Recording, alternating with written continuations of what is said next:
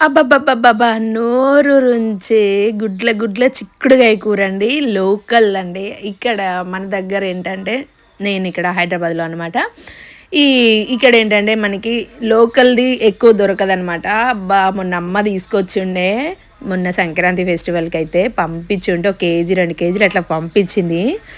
అబ్బా! చూస్తేనే అసలు నిజంగా చిన్నప్పుడు బాలే తినేవాళ్ళమండి. ఇది మంచి ప్రోటీన్ ఫుడ్ అండి. ఇందులో జస్ట్ ఏం అవసరం లేదండి. ఒక్కొక్కరు ఒక్కొక్క టైప్ ఆఫ్‌లో చేస్తారు. కానీ అంటే సూప్ పెట్టుకోవచ్చు, ఫ్రై చేసుకోవచ్చు. టమాటా లైక్ ఇష్టమండి. అబ్బబ్బా! మస్సు అంటే మస్తు ఇష్టమండి నాకైతే. నిజంగా మీలో ఎంతమందికైతే ఈ చిక్కుడుగాయ కర్రీ అంటే ఇష్టమో ఒకసారైతే కామెంట్ చేయండి. సరే మనమైతే దీన్ని ఏ విధంగా వండుకుందామా చూసేద్దామా. చూడండి మొత్తం గుడ్లు గుడ్లు అండి. నిజంగా మస్తు అంటే మస్తు చూడడానికే నాకైతే నోరు ఊరిపోతుంది. ఎప్పుడెప్పుడు లాగించేసేయాలన్నంత విధంగా ఉంది. వావ్! ఎంత అంటే మనం తినాలన్నా కూడా దానికి ఒక అదృష్టం ఉండాలండి. నిజంగా అండి పెట్టి పుట్టామండి మనమైతే ఫుడ్ విషయంలో మాత్రము.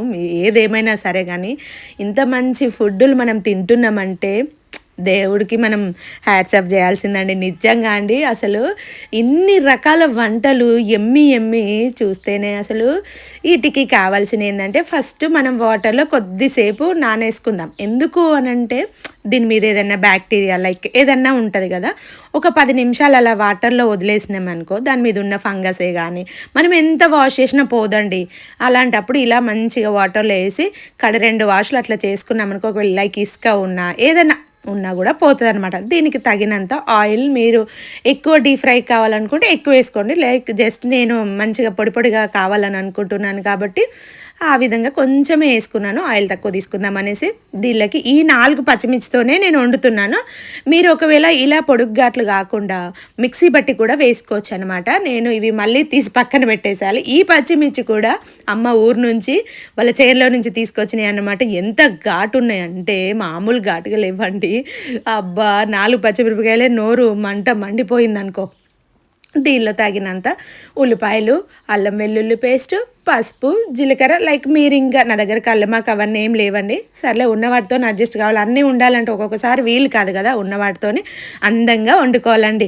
ఎప్పుడు కానీ అన్నీ ఉన్న కూర అంటే మనం వంట చేసినప్పుడు ఏంటంటే కొందరి చేతులతోని అది కొన్ని వంటలు అయితే పర్ఫెక్ట్గా అది సెట్ అయిపోతాయండి. ఏం లేకున్నా కూడా కొన్ని చేతులతో ఏంటంటే ఎన్ని వేసినా కూడా కూర టేస్ట్ రాదండి. అదేందో కానీ చేతి మహిమ అండి. నిజంగా మనం ఎంత మంచిగా వండినా చేతి మహిమ లేనిది మనకి ఎంత మంచి కూరలైనా రాదండి. ఇప్పుడు బిర్యానీ కొందరు చేస్తే బాగా వస్తుంది, కొందరు చేస్తే బాగా రాదు. టేస్ట్ అండి అంటే వస్తుంది టేస్ట్. బిర్యానీ కానీ ఎగ్ కానీ చికెన్ కానీ ఒక్కొక్కరిది ఒక్కొక్క లాగా అన్నట్టు టేస్ట్ అలా ఉంటుంది అనమాట. దీనిలో నేను మంచిగా కలుపుకొని గల్లుప్పు వేసుకుంటానండి. ప్రతి వీడియోలో మీకు చూపిస్తున్నాను. నేను ఆల్మోస్ట్ అన్ని కర్రీలలో గల్లుప్పే యూజ్ చేస్తాను. మీరు కూడా వీలైనంత వరకు సన్నుప్పుకు బదులు గల్లుప్పే వేసుకోండి. హెల్త్కి చాలా మంచిది సన్నుప్పు కన్నా.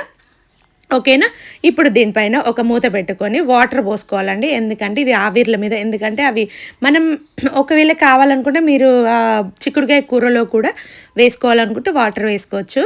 లేదు నేను ఇప్పుడు ఇంతకుముందు ఓల్డెన్ డేస్లో నా చిన్ననాటి కాలంలో నేను ఈ విధంగా వండుకునేదాన్ని.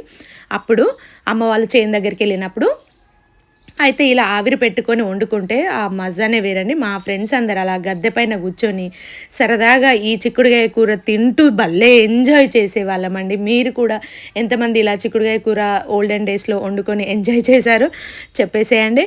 అండ్ దీనిలోకి అయితే నేను ఇంకా కొత్తిమీర, టమాటో ఇవి ఎందుకు కొత్తిమీర ఇప్పుడే యాడ్ చేస్తున్నారనేసి మీకు డౌట్ రావచ్చు. ఎందుకంటే మా పిల్లలు ఈ కొత్తిమీర ఏంటంటే లాస్ట్ ఇప్పుడు కర్రీ అంతా అయిపోయినాక వేస్తే ఏం చేస్తున్నారంటే తీసి పక్కన పడేస్తున్నారు అన్నట్టు. అందుకోసం అనేసి. ఓకేనా ఫ్రెండ్స్.